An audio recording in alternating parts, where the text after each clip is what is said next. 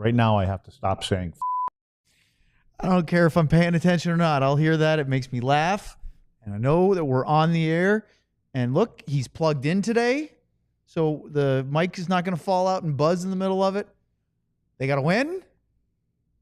I'd say that's pretty good. We're off to a good start. Stars postgame. Flyers. Dallas wins. Overtime. Let's talk about it right now on DLLS. Get ready, boys.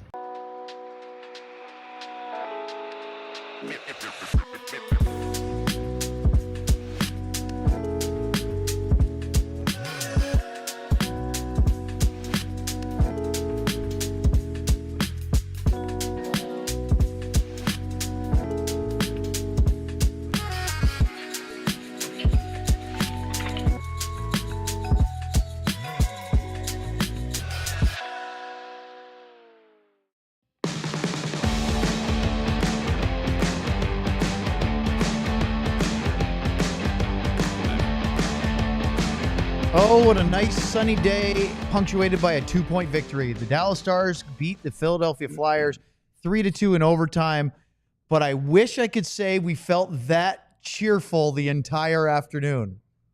Not really, but we'll get to it. Stars win 3-2 in overtime. This is Craig Ludwig. I'm Owen Newkirk. Sam Nestler will join us a little bit later. John Andersen is our producer. He is behind the controls at the helm and ready to talk about it. Let's get into those super chats. Let's get into all the fun we have. Make sure you hit that like button down below the video, the thumbs up, not just the heart, but the thumbs up. And if you haven't subscribed to DLLS's YouTube channel yet, what are you waiting for? Hit that subscribe right now. We're going to talk about our golf tournament, by the way. If you haven't signed up yet, you need to. You want to play golf with Craig Ludwig? I mean, why wouldn't you? Why would you? I mean, honestly, I'd probably pay to do it. Wear your gear. Yes. Maybe wear your full hockey equipment. There will be balls flying. We're going to talk more about it, but it's coming up in April. It should be a lot of fun. Make sure you sign up today. If you're a diehard, you get 20% off as well. So that's a huge reason to sign up to be a diehard. Save some money on that. We have a bunch of events coming up here. We've got Cosm coming up next week. We've got the golf tournament. We got some late night Stars on the road again. They're on the move. Man, no rest for the weary. And for the Stars, kind of looked a little weary today, Luds. Here's the thing. I was sitting next to Mike Heika in the press box today. Usually I sit between Sam and Taylor writes for the Hockey News and Sam writes for us. But for some reason, neither of them got the memo that they should save my seat, so they were sitting next to. I walked over, there's nobody there. No room. So I go, what the hell, guys? And then off I went. Heika's on the other side, so I went and sat down with him. I'm talking to Hikes, and we're going, this big storyline is Pete calls out the team in the press, in public, says the effort wasn't there against Tampa. We're looking for this big response. Heika makes a great point. Do you think the players even hear the public? Because they probably hear a much more honest, direct, and blunt Pete DeBoer than we hear in the public, right? Pete's probably on them a lot more behind the closed doors than we ever see. And he's been defending them. So are the players even aware that they got publicly called out after the Tampa game? You know they do have a life when they leave the locker rooms, right? I do. They hear it. They hear it from their friends. They hear do they even read that stuff? Do they read it? I don't know. I don't think they read it, but they'll definitely hear it. Listen, they all have friends that are dialed into what they do and are, they're tagging along and going out to dinner and golfing and things like that. And, like I said, it gets around. But like I said earlier, I believe that they're hearing the message not from Pete's pressers. They're hearing that, but when you do say it in public, now it's kind of calling you out a little bit more. Now everybody on the outside knows, what they're hearing. And like I said, it's easier to keep it in the room and just kind of move on with your business. But when the fans and everybody, they're not really liking the way you're playing. So you're saying somebody's dad, mom, grandparent, other niece, nephew, uncle, friend, hey, my buddy texted me, said your coach just called you out. Is that how they're hearing it? Yeah, the fans too. I think the fans they're around. Like I said, it's a little different. Like for the Dallas Cowboys, when they get called out here, that's different. You don't go out for dinner. Well, right? If you're in Montreal and you get called out, you know it. Well, yeah, right? there's times when you get free TVs because you're playing well, and then when you go back into that store after a 4-game losing streak, they hand you a bill. that's the way it works, and so it, like I said, it's not fun when you're out and kind of doing your thing and everybody thinks everything's going good, but it's really not, because they don't hear those comments from the coaches, and the players don't go out there and say, "Oh yeah, the coach is really ripping us in the locker room." They don't tell them that. All right. Well, we'll talk about today's game a little bit. Obviously, the expectation was they get called out. He's not happy, Pete, so they're going to come out like gangbusters. Other than the three score, shots is gangbusting, isn't it? they had 3 shots on goal. 2 of them went in. And I really don't fault Fedotov, the goalie. The first one was a screen where he's looking this way and the puck goes the other way. The second one on Lindell, maybe a little bit, but that was a little bit. You weren't happy with that one if you're the goalie? John could have stopped that one. I'm telling you, John could have stopped that. But that's 2 defensemen stepping up in the high slot, taking shots, getting them on net, and scoring goals. 2-0. Yeah, the first one was a good job by the fourth line. And Oscar Beck with a great screen in front. Well, both of them. I mean, Steele and Beck both went there. It was a nice play set up by Blackwell. I mean, he makes a nice little play. But again, I give Thomas Harley a lot of credit for that. Those are the instincts I'm talking about with him. He doesn't stay on the wall. He jumps to the middle of the ice. He finds an easier passing lane for Blackwell to get him the puck. And then what does he do? He gets it to his forehand and he shoots it right away. He doesn't look for anything better because he sees there's guys there. And and again, a lot of credit goes to those 2 guys, because not only just those 2 guys that are in front, those 2 guys bring 2 guys with them. So now your goaltender is looking through 4 sets of legs and arms and everything else. On the other side of it, I thought Jake Ottinger was really sharp today. We'll talk about the goals in the second period, but he stopped Couturier, Couturier had a wide open shot and he missed on the power play, but he stopped. Nope, that one he didn't stop either. Sorry, that was Sealer that hit the post from the top of the right circle. But he had to deal with Tyson Forster all day. Forster had 4 chances in the first period. Cam York had one where he tipped it into the glove of Ottinger. Konecny was around. Konecny was on a long goal drought, 13 games until the second period. But you get done with the first. You've been outshot 8-3. You have a 2-goal lead, but you're not playing particularly well as far as your offense. You can't seem to generate much. Luds, I know they scored twice. I didn't have them down for a high danger chance in the first. No, there weren't any. Right. So what do you say as a coach at that point? Like, hey, I'm frustrated with your effort. I called you out.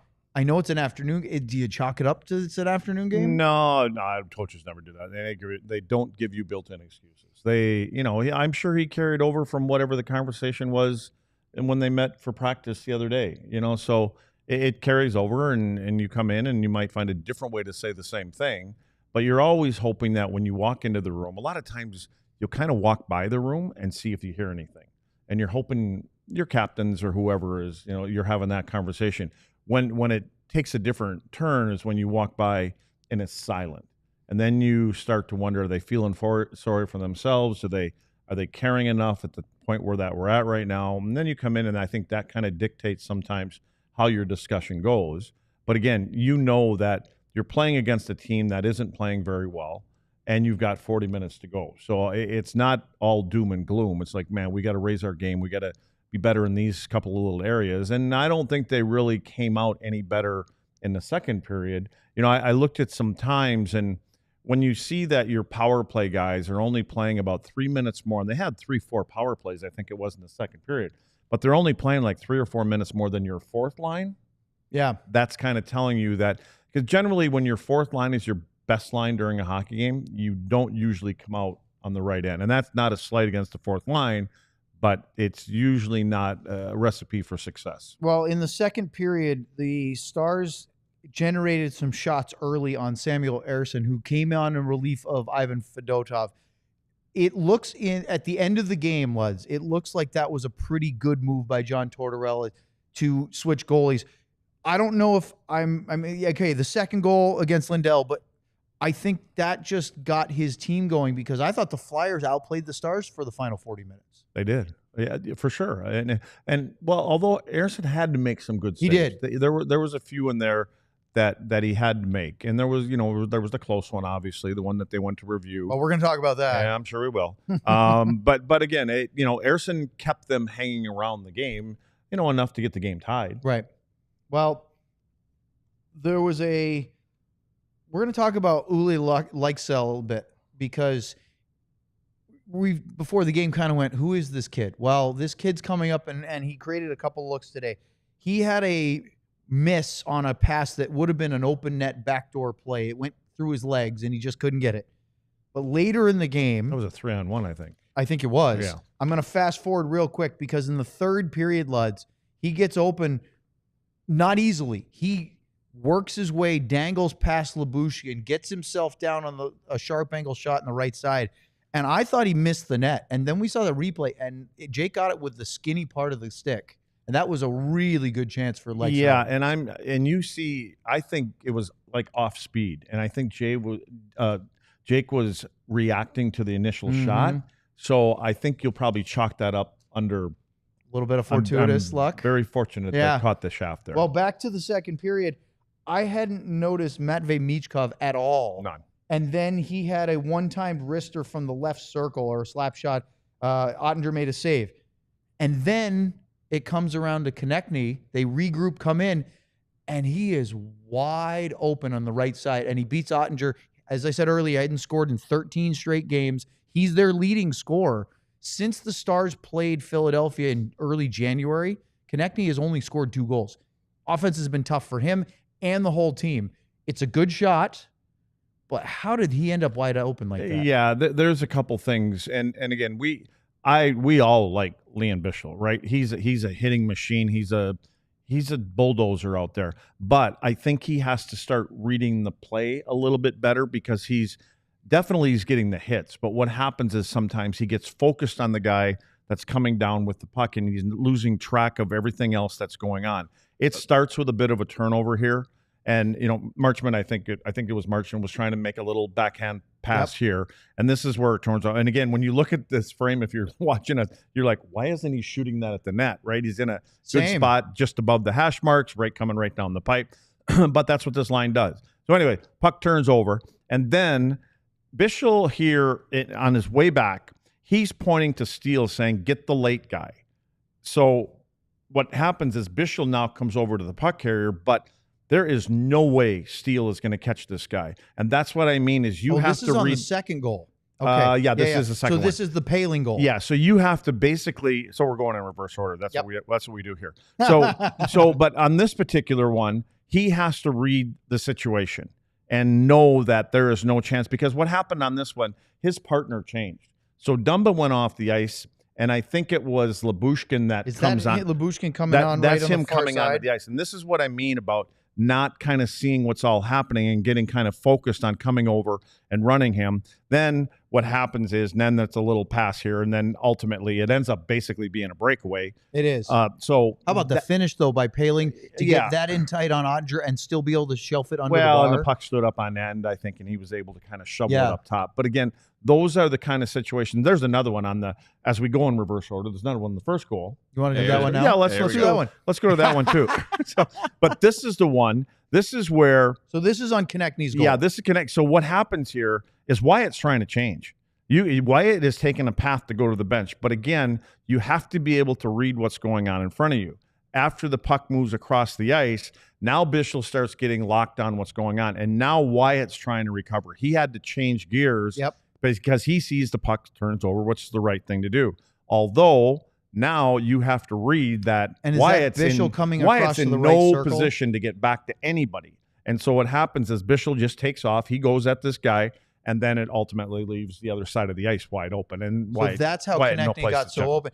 Are you're suggesting that if Bichsel reads that play, what I would do, I would see that in between them, he can't. You just kind of come up and you back off.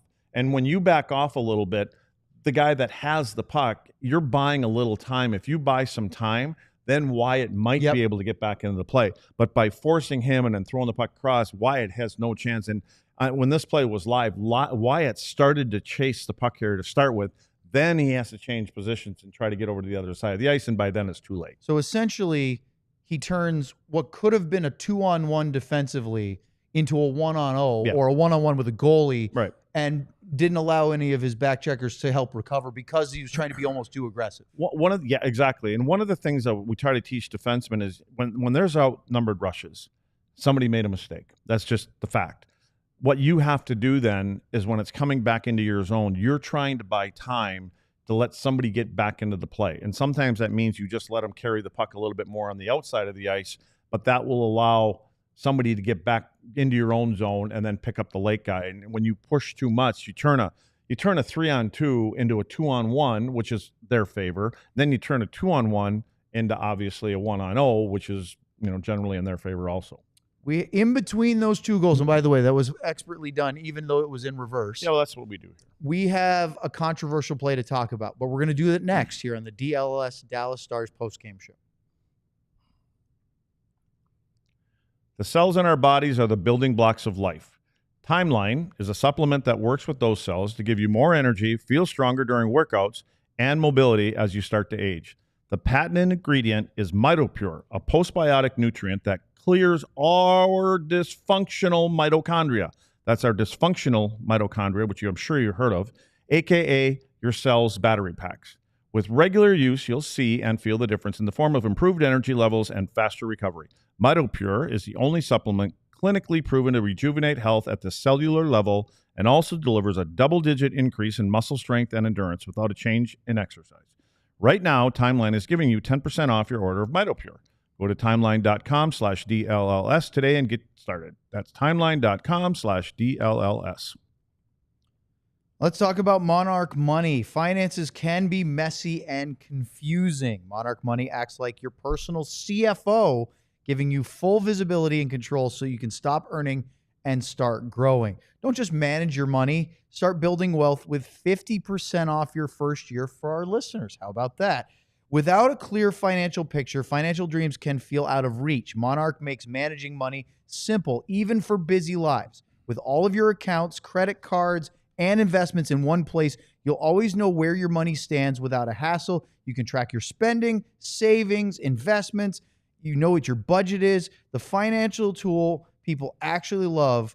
You can join over 1 million households. It's named Wall Street Journal's best budgeting app of 2025. It's the top recommended personal finance app by users and experts with over 30,000 5-star reviews. Get control of your overall finances with Monarch Money. Use code DLLS at monarchmoney.com in your browser for half off your first year. That's 50% off your first year at monarchmoney.com with code DLLS.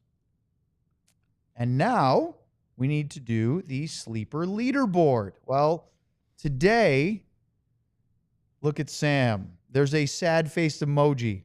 Finds himself down at 33.3%. Now, this does not include today's performance, does it, John? It does not, and all of my triumphs and defeats go into Sam's column, so Sam will be down to 0.250% by the end of this. So recap, Owen, though. Esa Lindell shot blocks did not happen yet again. We're going to ride with it again on Monday. I can guarantee it. We're just going to keep going. There will be 3 Travis blocks. Sanheim did not record a point, though, and Matt Duchene recorded an assist, but it was not on the power play because the Stars went 0-4 on the power play like it was the Western Conference Finals, and because everyone in the chat is wondering where he's been. There he is. There's Steve's spot. 0-4. So you got Sanheim right. He did not have any points. We got Sanheim right, but also that's one. not how it works. You need to get all of them. You need to get all 3. You're either 1-0 or you're 0-1 on these things. The people doing the whole like, oh well, one part of the entry hit. It's not how it works. You gotta get all of them. All or nothing. But we're gonna do more. We're gonna do more lesses, I think, going forward. You got the lesses right when you were hitting a couple of games ago, and I was quite impressed. I think it was even Logan Stankoven, who's no longer on the Stars, for under 2 shots on goal, I think it was. Something like that, and you hit it, and I was like, wow. And you're like, lesses work. Well, take your own advice, John. If you could do an entry of every less on Sleeper, which isn't allowed legally, you'd make a crap load of money if you just went less for Isn't that everything. kind of the goal? Yes. Okay. To make a crap load of money. I was just U.S. currency, though, Luds, not dinar Iraqi or currency any other or whatever it is you have. Middle Eastern. I tell my kids who to take and whether to go over or under. They're doing pretty good. We're talking more or less here. That's all I can say. There you go. Letty's dishing out some knowledge. All right, let's talk more about this game. Specifically, the controversial moment in the second period when it was a 2-1 hockey game. Matt Duchene on the power play. Drives to the net. He goes across the body of Ersson, and Ersson gets a toe on it. It goes up over his pad. And is that Jamie Drysdale that makes the defensive stop. I thought it was unbelievable to pull that puck out of the net. However, as you can see on the overhead, and they showed this, Luds, they showed a little 2-frame before and after. It looks like it's past the line with a little white in. Now this is over the net, this camera angle, but there's a little bit of a parallax here where it's not exactly straight down, because if it was, you wouldn't be able to see the goal line at all beneath the crossbar.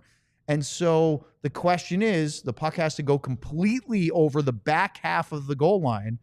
They did review this. As Stars drew a penalty on this play, as they called it no goal on the ice. It kept playing. They drew a call. Then when they announced the call, they showed this. The crowd's booing. The referee's trying to announce that there's a penalty, and you couldn't even hear him. The place was losing it.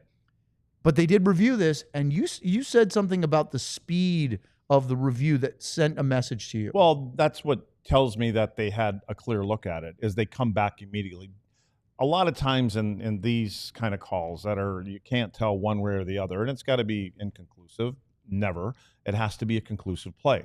So when it comes back immediate and it was called no goal, then they have proof right away. They see, I believe that there's other angles that they get a chance to look at, and I'm sure there's people back at headquarters that are calling them that have different angles and call it. But when it comes back on a call that is so unclear to the rest of us, that they have some kind of, otherwise you would see them. They talk, they look, they go back and forth, they talk.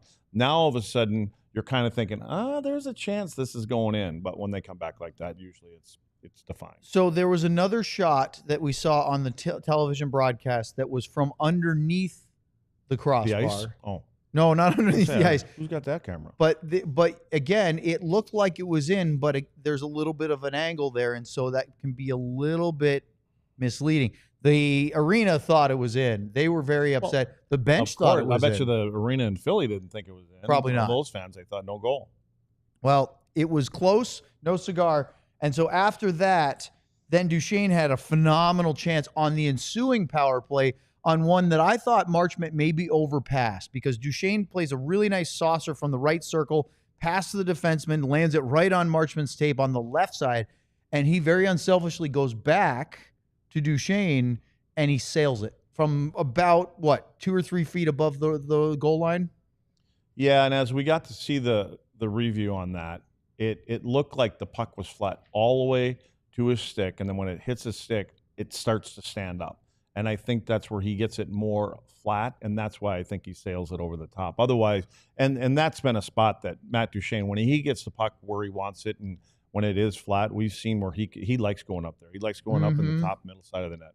Well, there were some forwards I didn't think had a very good game for the Stars today, but Matt Duchesne was not one on that list. I thought he looked very good, had a couple of chances both on the power play we talked about, and he, for the most part, looks like the guy that we expect on the ice today. I didn't think he looked any slower or lagging for an afternoon game. Like, there were a couple guys where, there's one guy who until overtime I barely noticed, and then he makes the play. We'll get to that. But Duchesne was one that I thought was of the better. And I thought Dadonov looked like he had lots of legs today. Dadonov did look like he had some jump. Went into the corner, played along the wall, which he always does. But you could tell there was a different gear, in my view, from Dadonov than some other players out there today. And I'm not including the fourth line. There was a couple plays that when I see Jamie Benn take a puck and he tries to chip the puck in and it doesn't go anywhere, and then he gets it back and then he shoots it out of the rink, all in one sequence, and he just looked tired. And again, it's that time of the year, we talk about getting tired. So, and I'm curious. I said this to you. I'm going to be curious to see if Pete DeBoer grabs a couple of guys and said, "Listen, we need you and we want you to take a couple games off." And because again, if that's why they sat Dadonov out, then it looked like it paid off for him. It did. So, he looked like he had some jump. Yeah. Now, here my follow-up question to that is, realistically, Jamie a little bit. Yeah, no, I expect him to say no. Is there any way he's going to take a couple games off? You know what? Before the playoffs? To me, I think there's no chance. I agree with that, but I will say that sometimes you'd be surprised what players feel and what they see and what they don't see. And if you're so adamant that you want a player that doesn't like coming out of the lineup, and again, that's your captain, you may have to show him a couple things. And you can break down a couple plays where maybe he was a little bit behind, or he didn't get it on the forecheck, or something was just looked a little bit tired. And maybe sometimes you got to show him, listen, this is why we need you at as close to 100%. Not that anybody ever is, but we need that gas tank to be as close to full as when we play that first game one. So I'm just doing a quick look here. If you go back to the stretch where Jamie was really good, it was basically late October until early to mid-January. Jamie Benn had 28 points over a 34-game stretch. 11 goals, 17 assists, plus 7, 0.82 points per game. Okay, he had a little bit of a slow start to begin the year where he had 2 points, I think, in his first 8 or 9 games. I'm just doing that without really counting it on cue here. So now if we just zoom ahead, Luds, and so think about that again. 28 points over a 34-game stretch. Now, if I zoom ahead from January 12th until today, counting today, he's at 0.48. So he's essentially at half his production rate. He has 13 points over 27 games versus 28 and 34. That's a pretty significant drop-off. And I'm not sitting here saying that I expect Jamie to be a point-a-game player at this point of his career, but for the better part of 3 months, he was convincing us that he was that guy. Yeah, there's one other area that I look at. I look at his faceoffs, and it's not necessarily the win or loss percentage all the time.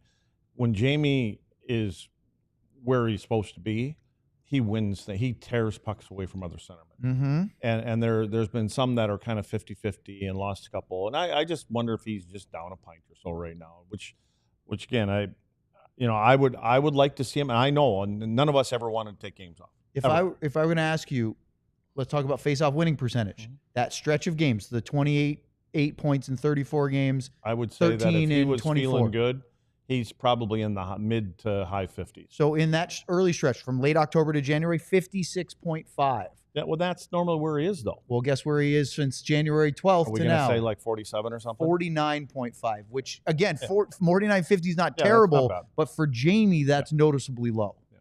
So that's interesting that you pointed out the faceoffs, because that's a 7 percentage point drop-off. Details. I pay attention to details. Yeah, brush their shoulders off. So anyway, we go through the third period. The Stars had that power play at the end because of they had the review. They thought it was a goal. It wasn't. Poehling scored. They got another penalty after that. Get the power play. It carries over. They had some chances, but none of them were high danger. Again, the problem, and John mentioned this when he was talking about the sleeper read and his lack of power play success for Duchesne today. He was hoping he'd get a point on the power play. They were 0 for 4, Luds. They had over 7 minutes of time with a man advantage. The big thing for me was the 2 Duchesne looks were high danger. That was on those 2 instances. That's it. The rest of their 4 power plays, they really didn't do a whole lot of generating. Do you think the drop pass they're doing right now is too deep in their own half of the ice? I've thought it for a long time. They're not even getting to the red line to do it. What I worry playoff-wise. I think hopefully, because again, you're going to pick up on entries, exits, zone time, zone plays, coverage, all that kind of stuff. So I think they have to have a couple different scenarios that they can go to. And when Thomas Harley has the puck, see how many times he kind of abandons the drop pass, and there'll be teams that purposely take it away.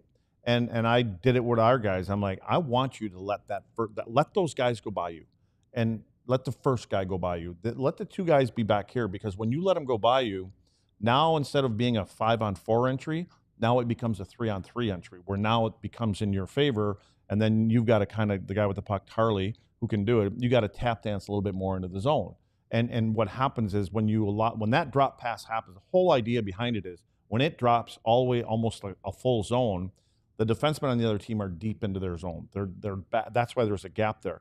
But teams they're not falling for it anymore. They hold their gap because they know that the drop pass is staying there. So now they start entering at that blue line. Now they're trying to enter where you got 4 guys lined up across. Now it becomes a little bit more difficult. So I just think they have to be able to prepare a couple different ways, and I'm sure they will. That's what teams do when they get in playoffs. I mean, look, it'll be very different when they play the same team over a best-of-7 series because both teams will know what to expect. They'll have to make adjustments and variations. And like you said, every now and then I want to see Harley just take it. Fake the drop pass and just go, or have a guy going with him. And instead of doing that, I mean, they were doing the drop pass before they even hit their defensive blue line. What's that accomplishing? Well, the thing is, if you abandon it, what they do is they put two wingers on the wall so that when you come up and when your drop does work, let's just say it's Duchesne and whoever, Rantanen. Now they have outlets on both sides. Unfortunately, those outlets are starting to stand still. So if you can get their timing where they stop back a little bit more, and teams want to prepare for that, now you can get just across center ice with the two guys on the walls that are coming with speed, and it's a little dump into the zone, into a corner. Now you're going to beat the defenseman. And again, if they want to hold you up, it's a penalty. So, but there's other options that they can use there. But the drop pass, I think, has worked for a long time. But teams are starting to change a little bit because the penalty kills are changing. We're going to get to our super chats, but obviously the Harley goal in overtime was as quick as they happened. Look, I'm going to stand by it. Jason Robertson was hardly noticeable in this hockey game, but he makes a phenomenal forecheck, steal, and pass to set up the winner. Yeah, and he gives it to the right guy. I mean, the guy's a magician in in overtime. So, I can't say enough about Thomas Harley. And what I liked about it tonight, his minutes were around 24, 25 minutes. So he not 31. Yeah, he wasn't creeping up there. And I think you make when you're physically tired, your mind kind of gets tired too. And I think he was sharp tonight. Well, they get the victory. And think about this. As mad as we were about the Tampa Bay Lightning game, if they had won the shootout, which it looked like they had a shot to early because they scored on the first two shooters, if they had won that shootout, are we as upset? Are we saying, well, they weren't great? But the coaches would be, because they don't like. Right. Right now, it's not really about the 2 point. I mean, yes, it's always about the it's point. about the form. It's about the way that they're playing, because I don't think that they feel this is the team that we want to take into the playoffs against a very good opponent. The good news is they still have a few weeks to go. Yeah. And try to get it right. Your super chats are next here on the DLS Stars postgame. So get fitted out for the best sports gear around. Foco has hoodies, shoes, signs, bobbleheads, and everything in between. Going to a basketball or hockey game? Show your love with team-branded friendship bracelets. Whether it's jackets, beachwear, or even overalls, there's something for fans for almost every occasion. Folks, go show them a little love, please. Check out foco.com or click the link in the description below. For 10% off all non-resale items, use the code DLLS10 for 10% off. We're going to talk about Shady Rays, and I will tell you this. It's a crime, but it's one that makes a father proud. When you have your Shady Rays in the car, I had another pair, so I popped the ones out of the sunglasses holder, gave them to my younger son this morning. We were on his way to a soccer game. It was bright and sunny out. Kid looked better in them than I do. He looked sharp. They're good sunglasses. He made them look really, really good. Get ready for the season ahead with quality shades built to last. Our friends at Shady Rays have you covered with premium polarized shades that won't break the bank. They are an independent sunglasses company offering a world-class product rated 5 stars by over 300,000 people. Their shades have durable frames and crystal clear optics, making them the perfect choice for all outdoor activities. They have hundreds of options to choose from, so you're bound to find the perfect pair to match your style. They probably have a style in your favorite team's colors. Well, I know how much I like my aviators, the regular tortoise frame ones that my son borrowed from me today. He might not let me have them back. They're all really sharp, polarized. You can get the Color Rush, which is the best looking version of color lenses as far as what you see through. They're fantastic. Exclusively for listeners, Shady Rays is giving out their best deal of the season. Head to shadyrays.com. Use the code DLLS for 35% off polarized sunglasses. Try for yourself the shades rated 5 stars by over 300,000 people.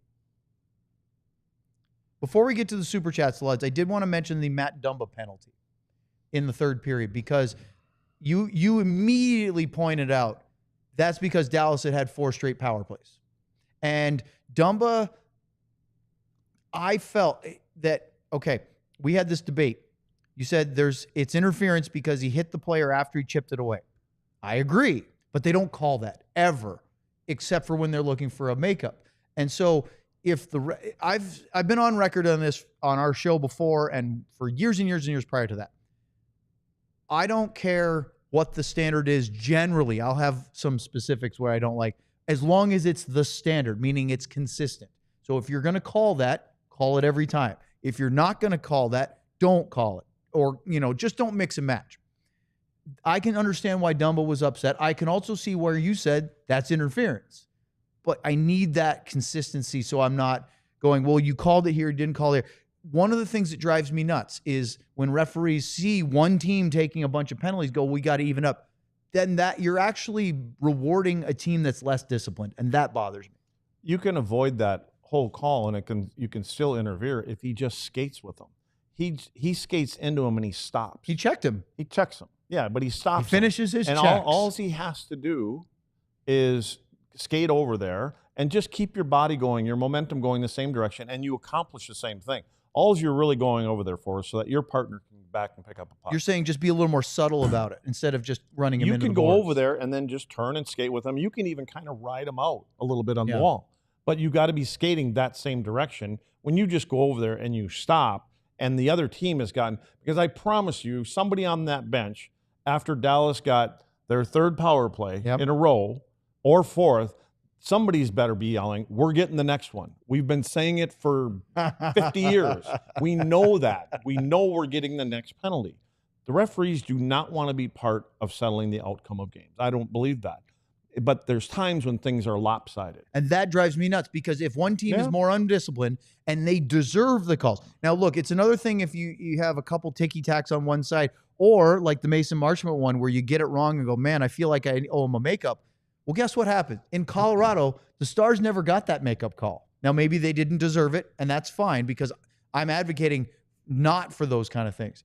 But this felt like a makeup call, even though I don't think that the Flyers necessarily earned that. But it was an easy call. Yes. That's my point. I don't think it's a makeup call. You just want to go, are you kidding me?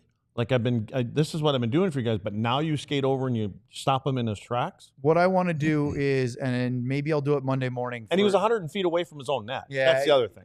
I want to ask Dumba, maybe I'll do it Monday at the morning skate and see just how, if after a cooling off, if he's still upset about that call. Because I know at the moment, you can see he was incensed. He couldn't believe that he had gotten that penalty. Well, and again, as coaches, you're sitting there going, all right, things aren't going our way score-wise and the way we want our team to play, and let's not give them a chance to take this point away from us. All right, let's talk about some Super Chats now. Get into it. We'll take as many as you got. We have Sam coming up here shortly from the AAC to report in. Don't be afraid to fire off those Super Chats. We'll load them right up. Go ahead, John.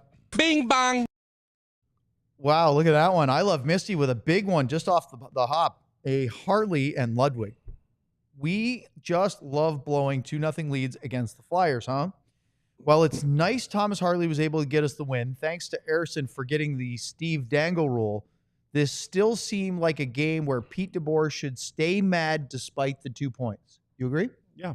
Well, I wouldn't say mad, but you're going to go in and say, you know what, we got the 2 points. The one thing is, if they lose the game, you're losing a point, right? Or you don't win the game in overtime, but you're not giving it to somebody that's trying to climb the ladder. You're not giving them the extra point. So there's a little bit of thing there, but yeah, I just think that this isn't an upset conversation. It's like, good, we got the extra point. That's what we needed. That's what we wanted, but we're still not where we need to be as about rounding our game off to where we want to go. By the way, I love Misty. If you're on there still, give us the I actually don't know what he's talking about. I know who Steve Dangle is. He's a Toronto area podcaster, pretty popular one as well. What's the Steve Dangle rule? Do you know what that is? Yeah. So enlighten us in the chat, and we'll do a follow-up on that. All right, John, let's go to the next one. Bing, bang. We've got Dr. Rosen. That's a great name. With a little Oscar Beck in year after the Cup run. And it basically says the Stars' offense looks like they are trying to paddle a canoe with a whisk. If we were Pete, next steps would be, what would you do if you're the coach of the Stars and you watch their offense kind of sputtering here? You're not basically in the last 2 weeks. You're not going to start tinkering you're not going to change everything up. I mean, he knows. Here's what I think. I think, like, I look at the power play. I think they're trying to find places for Rantanen to be. Like, they've got him down low, and then now you're seeing him up at the top. I think they're trying to still work around where is Mikko most comfortable, And I think they're still trying to get on the same page. And so to answer this question, I don't think you start rattling things around. They've been pretty consistent all year long. You just don't want these speed bumps to come at this time of the year, ideally. But I think that to shake up all the lines and do things like that, I don't think you're going to see that. There's guys that are going to have to pick up their game. For me, I say this all the time. They're trying to skate into areas where there's not a lot of room to pass the puck around at times. We've seen a couple turnovers, and like that Marchment one. I mean, dude, you're looking right at the goaltender. Shoot it. Shoot the puck. Like, be a little selfish. Be a little bit more selfish sometimes with the puck once you get below the tops of the circle. I love Misty with the follow-up. The Steve Dangle rule is if you're a goaltender, tend the goal. And that's in reference to Ersson in overtime, turning it over, trying to play the puck. Robertson with a great forecheck. But if he doesn't turn that over, they don't get that shot. They don't score that goal. Well, I don't think he was trying to turn it over. I don't think so either. But what was he going to do? Just let the puck sit there? No, he's got to do it. But that's the thing, is that we're so hard on goalies. If you get it, you have to make the right play, because if you turn it over, everybody gets mad at you. Here's the other one. Maybe I should have said the Dangle goaltender rule, since he also has the get to the net and no stops for bathrooms. There are bottles at your feet. Cute. That's for a road trip, Luds. Are we talking about peeing and driving? I think so. Okay. You've done some trips from Dallas and Wisconsin back and forth where you without stopping at times. Probably done it without stopping, right? I think that's the other Dangle rule. All right, let's go to the next one. Bing bong. Guess who? GM Ben. Is he still on the cruise? Is he still part of the company? Well, we'll find out next week. But he's very generous, always with the big numbers. To Smith and a 99 Cup year. God bless Dime Bag. God bless Vinny. And one of the reasons I put this on, because it was a 1 o'clock game. First thing Kim said, "What are you doing?" I said, "It's time for the rock gods to get these guys out of what they're in." I said, "They're just getting out of bed right about now at 1 o'clock." So that kind of was my motivation. I like it. Yeah. So Dime gave me this, I don't know how many years ago. So yeah, I figured it would help. It kind of helped. It didn't help. They won the hockey game. Well, they did win. And we don't apologize for 2 points, do we? All right, let's go to the next one. Bing bong. Last one for now, by the way. Stars 25 Cup year with a DeSmith 99. Deepest forward group in the NHL. ... Abysmal. When they, by the way, the otter in goalie pads on their avatar, that's really good. I like that a lot. We did say, Luds, when Rantanen was acquired at the deadline, that this makes, especially with, like, Tyler Seguin's not healthy yet. He's close. He's closer. The fact that you added Rantanen, you subtracted Stankoven, but that's a net positive. All due respect to Stankoven, nice young player. He's not Mikko Rantanen, at least not now. And you could probably stack 2 of him on top, and he still would be Mikko Rantanen physically. But they aren't playing like the deepest forward group in the NHL at the moment. Yeah, and they shouldn't be standing around waiting for Mikko to do it, because he's not doing it all on his own. And again, we said this the other day. In defense of Rantanen, he's played the game with 2 really, really, really elite players. Really, when you talk about Makar and McKinnon, and things happen when, no disrespect to anybody on this team, but when you're playing with McKinnon, things happen faster, and you know where to be and how to play with him. And I think there's an adjustment period. And the same thing with Makar. When you talk about power plays, where to be, because that guy controls the offensive blue line in the offensive zone. So I just think there's an offensive, especially offensive zone stuff that he has to get in sync with the 2 guys that he's playing with. And the same thing on the power play. He's got to get in sync with the other 4 guys. And, they're trying to get in sync with him. Everybody's trying to learn each other where he needs to be and where is he going to be. There's a bunch of people in the chat right now, Luds, talking about who should be playing with Mikko Rantanen. It's kind of getting down to Hintz versus Johnston. I'm leaning towards Wyatt. Why? I think Wyatt is more versatile. Rupe plays the game with speed, right? And I think Rupe was on such a dialed in to getting it to Robo everywhere. They just have this thing right now. And now I'm thinking he's trying to share it more. There was a play today where Rantanen got cut to the slot and then dropped to Hintz. That's what I mean. They never got a shot off. I think that's why I go back to be a little bit more selfish. I just think that Wyatt Wyatt's such a quick, to me, like from the standpoint of a water bug kind of back and forth, east-west kind of game, he's more like McKinnon than Hintz is. So if that's the case, would you put Dodonov back with Hintz and Robertson right now? Keeping Granlund with Duchesne and Marchment? Again, I'm the one that just said you can't shake things up, but if they're going to, I mean, they're they did looking it at things. Halfway through the Tampa game, they put the lines in the blender. Again, find the two guys. What's your pair? Two. So that's then. So if you then have is it Hintz Ben and Robo, is Ben your extra? Is he the third on your Johnston-Rantanen pair? I think he could be. Because it's been Ben and Johnston as the pair. Because Jamie and Rantanen are kind of the same speed. Mm-hmm. You know what I mean? Mm-hmm. And Wyatt's the other guy. Who goes up with Robo and Hintz? But again, and because you're going to have Marchment, I'm counting on it. Marchment, Duchesne, and Sagan. Mm-hmm. And then if you have Hintz and that's going to be a good line. Well, here's the thing.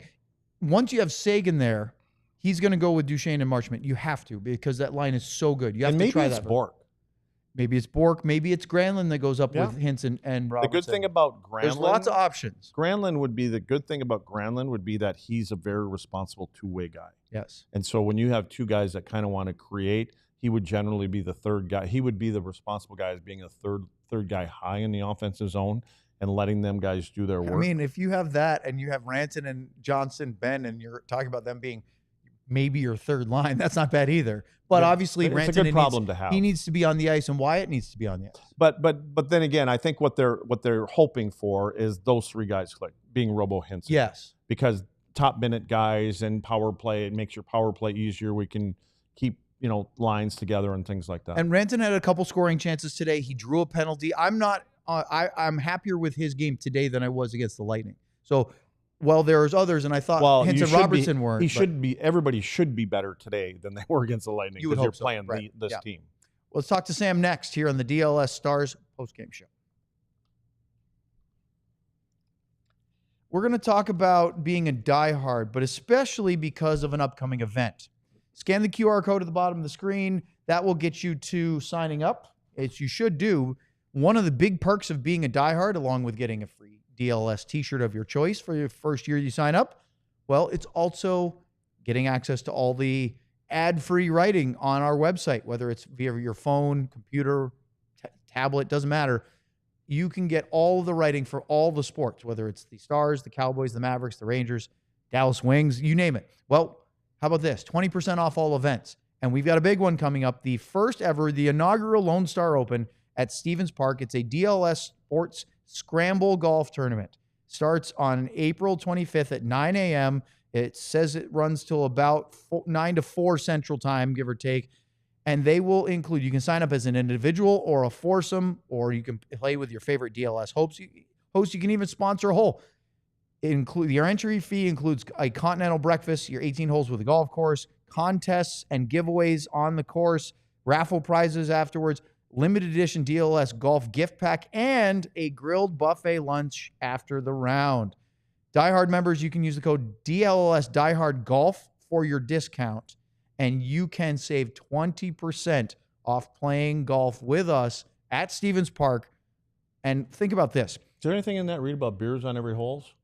I mean, I need a Miller Lite. I don't see why you can't. You got your finger on that button all the time. I actually had my finger was on Tomahawk City. and Miller Lite is directly next to it. Couple of things. If Stars fans watching here on our postgame show right now, I have a message from GM Ben, who, by the way, did say he's back from his cruise, so we better clean up the office a little bit. Door's wide open. I left a present on his desk, by the way. He said, if Stars fans sign up for the golf tournament, blow up GM Ben and let him know so the Stars show can claim the most players at the tournament. Right? We want to see, are the DLS Stars fans, whether they're diehards or not, the biggest supporters of going to play golf and hanging out with us? I literally, you know what's funny, Luds? I was getting to the arena today after our pregame show, and I'm walking through the concourse, and right as I'm about to go through the doors to the press elevator, one of the Stars fans stopped me and said, hey, for the golf tournament, I kid you not, do we have to say Tomahawk City on every shot? Tomahawk And I said, City. you absolutely have to say Tomahawk City on every shot. So it's there. See that whole thing? That's not even me saying that. Like I don't know. No one if ever people said it was you saying it. No, but I'm hoping people aren't thinking it's me. I don't even know who the clown was that's saying it behind me. It just happened to be in whoever was taking the video. Wasn't it your child? No, my child. They're not children. Your offspring? Yeah. Well, Get it ready, boys. That's your kid, right? Yeah, I don't know who it was. It was just, I think it was another foursome behind us waiting to tee off. So Boy, they were give us a probably great following. job. They were probably following us all day, and that's why they figured that was coming up. And they were probably following your trail of drinks on the course as well. Oh, watch me walk. Follow in the woods. empty Miller Lights. If Luds ever gets lost, you'll find him. Yeah. We clean our garbage up. All right, Not let's like bring that. Sam on here in the post-game show. Sam, He's ready to go. are you Oh, up? yeah, yeah, There he yeah. is. There it is. Sam, we were just talking about the Lone Star Open that is coming up in late April. Now, granted, there's a chance that there's a Stars playoff game that day. We don't know yet, but we'll probably still be on the course in the morning. You may have a morning skate to cover. If you don't, you're going to be out there, right? Yeah, I'll be out there. I don't know what I'll be doing, but I'll be out there. Hopefully I'm not in a different city, because then I don't think I'll be out there. Not positive, but Yeah, he might definitely be out in there if I'm here. Colorado or wherever the Stars' opponent might be. What's the date on this again? 25th. What do we have for dates? 14th? No, 16th or 17th, something like that for the first. So I thought the it was 17th, it'll be 18th. it should be the 19th. What is it? that's that Saturday, night- isn't it? Saturday's probably It could gonna be. game It could be for one the- or the other. So Depending the last on game of the TV. regular season is the 16th for Yeah. the Stars. So I'm Yeah. guessing probably 18th or not 19th? Friday. 18th, 19th probably is the first round start. Maybe the 20th. That Friday, the 25th, is a week after the last regular season home game. So hopefully it lines all up right. Don't get me started about Foo Fighters tickets, because that was last year's Are problem. you going to sponsor a hole, Sam, or do you already do that? But I don't know what that means, but let's keep it clean here, all right? Yeah, let's not talk about Sam's plumbing service just yet. All right, Sam, a win is better than a loss, but were they still feeling a little ornery about the performance? I'm going to first sum up what happened, and then I really want to hear Lud's and Owen's response to what happened, because I don't necessarily agree, but I want to first report what I saw. So I fully expected to go down there and hear similar things to Tampa game.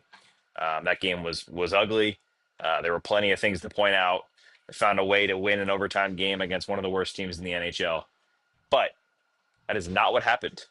We talked to Matt Duchene, Jamie Benn, and Thomas Harley, and each one of them said they admitted that things have not been great. They talked about how they're learning some things, working on certain areas, specifically getting pucks out of their own end a lot cleaner, which I know Luds will love.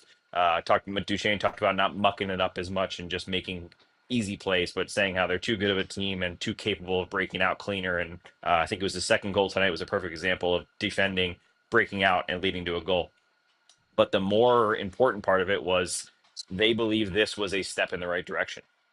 They believe that they came out, they were shorthanded a little more than they wanted to be, especially early on.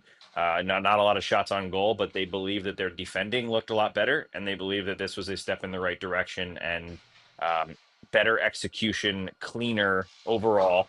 And no one said it was perfect, but they all believe that it was a step in the right direction in terms of getting back to where they want to be. So I was a little bit surprised about that. I still asked a couple questions of the things that have been issues.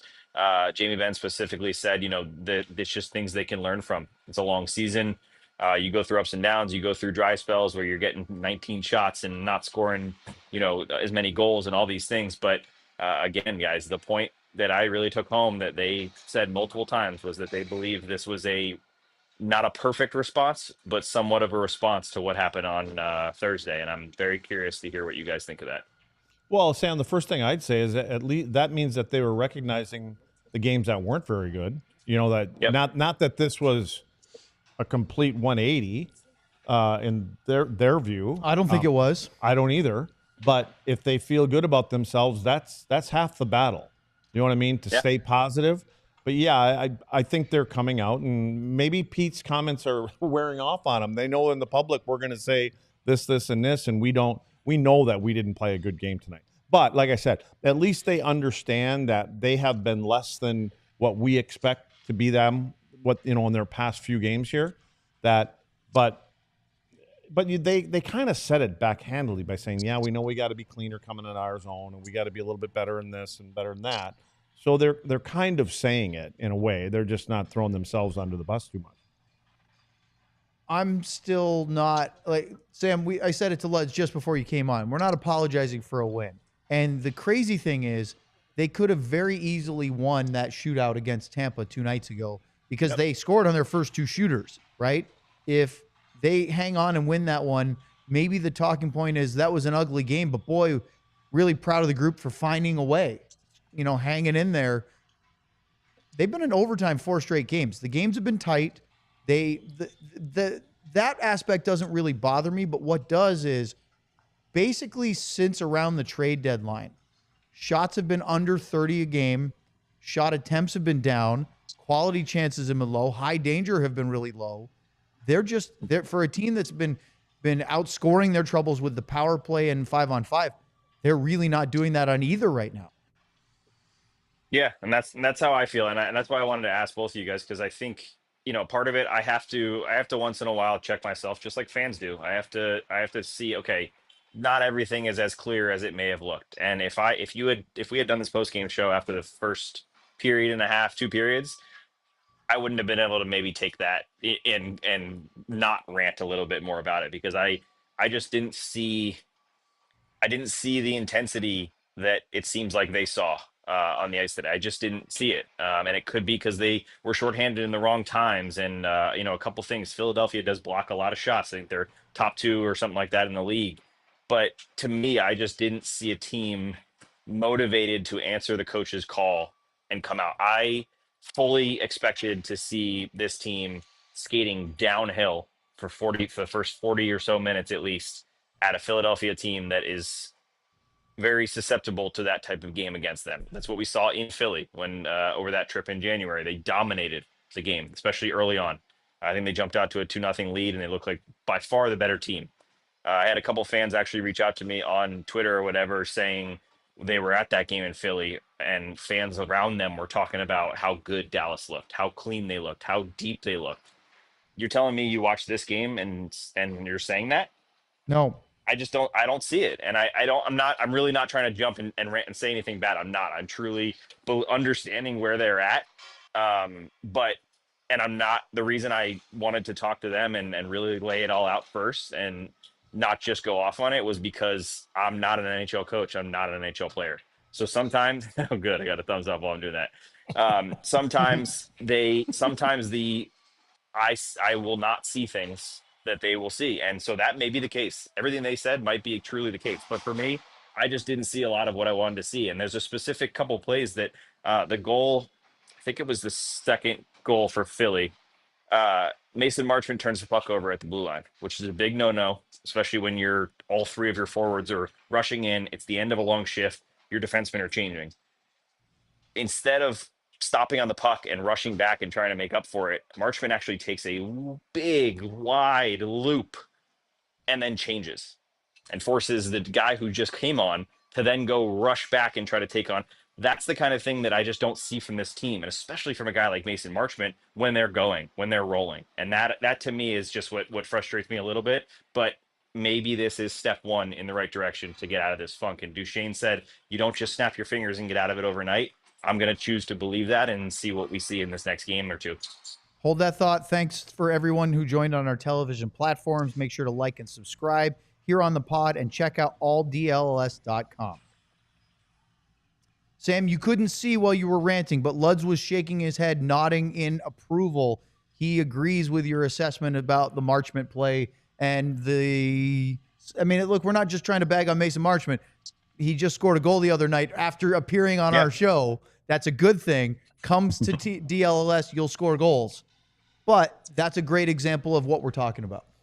Yeah, and the other thing, I think, I'm not 100%, but I think they've been, this isn't the end-all, be-all, but they've been outshot 5 of the last 6 periods, I believe. So they're usually a pretty good puck possession team. And like you said, Sam, and they admitted it, like they're turning pucks over in areas of the ice that, again, we point all of this to be cleaned up. It has to be cleaned up by the time you get into the playoffs, because those are the kind of plays when you have one a period can be dangerous and lose a game and lose a big game. And maybe it ultimately costs you the series if you don't clean it up. So, those are things that are in their control.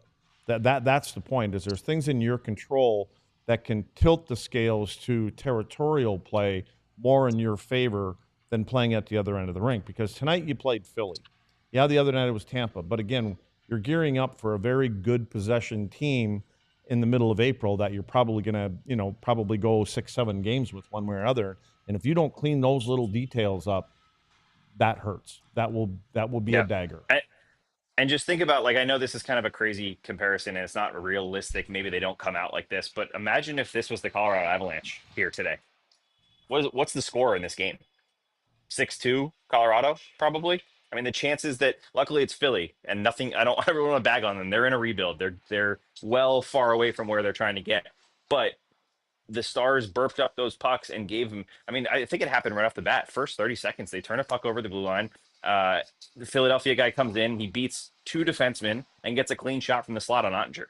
That just isn't the Stars team. And that's, I think, the biggest takeaway for me from all this is that they have put themselves to the standard that we're holding them to right now, right? This is not I wouldn't just be saying this if this team hasn't shown that they can be so much better. And I think that's what's frustrating, is how are they going to get back to that point where those little things that may not seem like a lot, it's a 30 seconds into the game, it's a chance, Jake makes the save, so nothing happens. But that just didn't happen before. And it definitely didn't happen as consistently. And that's what is starting to worry me. And like I said, I'm choosing to believe that this is just a bump in the road, last 6-7 games. And I'm hoping it doesn't turn from a bump in the road to a real life scenario that they are now 3-4 games away from the playoffs and still playing this type of hockey. Because if that's the case, it's no longer a bump in the road. It's a real thing. A couple of Thomas Harley points for both of you real quick. Harley, I just saw this, is since the Four Nations resumption, the resumption of play since the Four Nations, well, I could have said that better. So basically February 22nd till the present. Harley is the second leading scorer amongst NHL defensemen in the entire league. He has 5 goals, 9 assists, 14 points. Only Colorado's Cale Makar has more points. He has 18 in 13 games. He'll play later today. Harley, or actually they might be playing now. Are they playing already? I don't know if they started yet. Harley has 14 and 14. Makar has 18 and 13. I mean, look, we've talked about him a lot, but...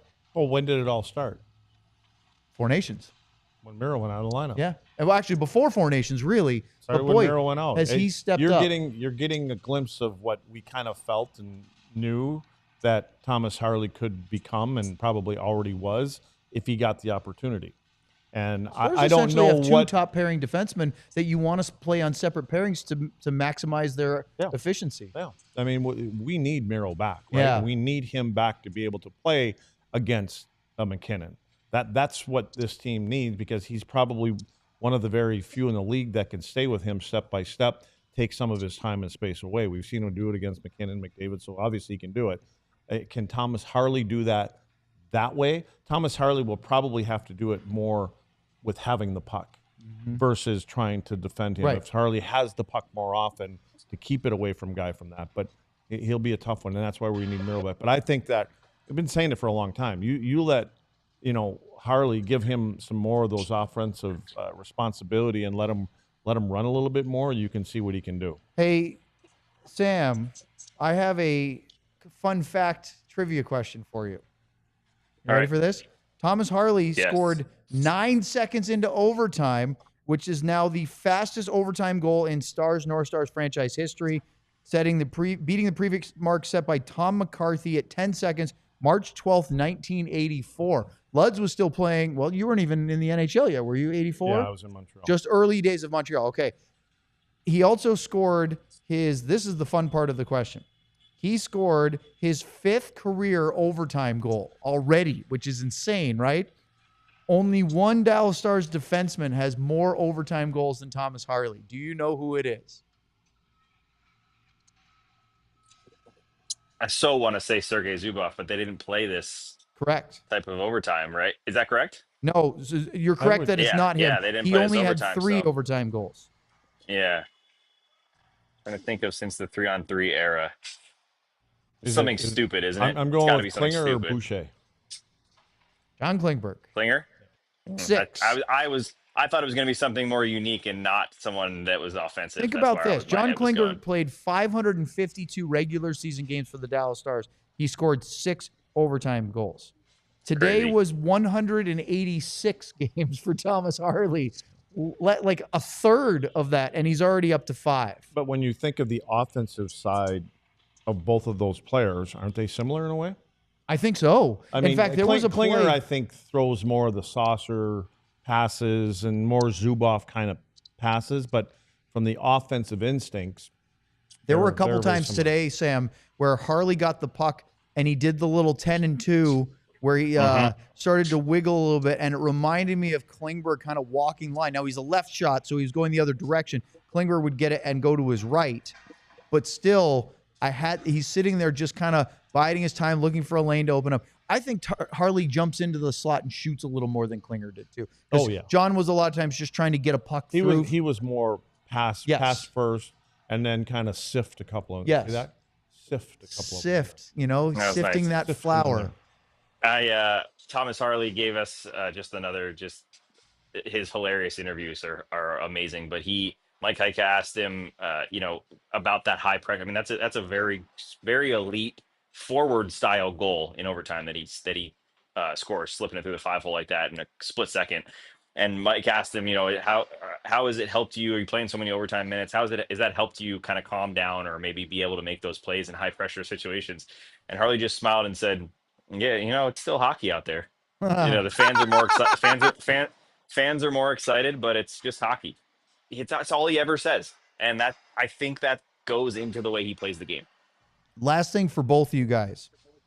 We're all, I think, fairly displeased that this team isn't playing up to their full capabilities.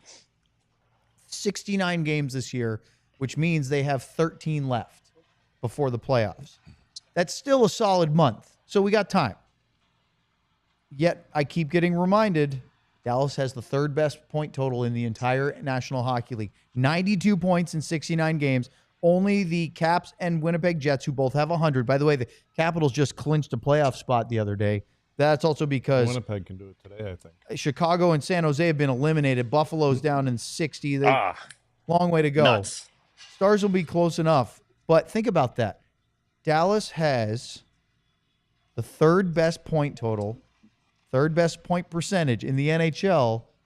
And for the last couple of weeks, we haven't been very happy with them. Yeah, because we hold them to a higher standard. Love it. That's the key. They've earned a higher standard, and now we're holding them to it. By the way, the Hurricanes have won 8 in a row. Haven't lost in Stan Covenant there either. So they've moved up to 4th, tied with Vegas. So keep an eye on them. There are a lot of good hockey teams in the upper half of the standings, but Dallas is in a good spot.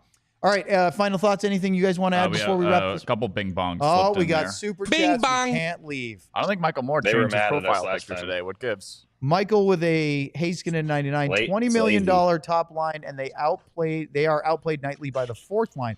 Frustrating to say the least. Yeah, I agree. And that's of late, I think. And again, I don't think that those trio have been in sync just yet. But what I think it says more about the 4th line than it does about those guys. But they put the work boots on. They do the right things. They do the little things. They don't turn pucks over like we see these track meets back and forth. They territorially, they spend time down there. And I think that's why they get thrown out there when things are going wrong. And sometimes I think you got to do it to make a statement. I think there's times when if that Hintz line isn't playing the right way all the time, double shift your 4th line. Send a message. We need you to play this way. Everybody, this is how we're going to win in the playoffs. And everybody's got to be on board. We're kind of bagging on them. Yep. But Rope Hintz coming into today, since the Four Nations break ended, tied for the most points in the entire NHL. Yeah, 19 points in 12 games. Nick Suzuki, Connor McDavid are the other two with 19. And Jason Robertson tied for 10th, 17 points in 14 games. It's not like these guys haven't been producing. It's just, what have you done for me lately syndrome pops in pretty fast. Keep in mind, Joe Pavelski took about 50 games to get adjusted to the Yep. Dallas Stars. Give Wow, Mikko that was a Rantanen quick bing. Well give done, Mikko John. Rantanen a chance. Let him get a house and get comfortable a little bit here. Yeah, I agree with that. I'm not worried about Rantanen long term. I just want, like I said the other day, I want to see him blossom immediately. Yeah. But what Sean said the other day was great. Let's see Robertson take over a game. Let's see Hintz take over a game. Yep. Let's help Rantanen get comfortable with Dallas by watching the other two guys that are supposed to be big stars. Well, let's just say this. Before Rantanen came here, Robo and Hintz did take over Yes. games. So they got to stop deferring, like you said. Just play. And by the way, Duchesne was close to being the star of the game today. He could have had a couple of goals. He was, yeah. And I thought he was really good. We talked about it before. He was furious about the goal review. I bet he was. Furious. What'd he say? So mad. They said everyone on the entire Stars bench believed that was a goal after watching it. Number one. And second, he said, I can't believe that the only way in the NHL, the best league in the world, the only way you can tell a puck's across the line is by looking at a faint, Zambonied over, crappy red line on a very crappy camera quality from the crossbar. That's what and Pete DeBoer said the same thing. He said, how is one camera HD and one is awful and you can't tell the difference? That needs to change. I agree. I can't agree more. It's a travesty at this league in 2025 that we don't have definitive goal line technology of some sort. Is it in or is it out? It should be it should be a no-brainer. We should have a thing where it buzzes right to the referee's ear or watch or the score table. It just says, "Hey, that puck went in. It's a goal. Done." Where do I sign? All right. Any more, John? Did we hit this one already? Yes. Okay. That was the last one we did of our super All chat. right, Misty's coming in again. Bing bang. I Love Misty 1985 with a Ludwig. No 97, McDavid, or 29, Draisaitl for the Oilers for Cosm. Can we actually win? Yes, we can.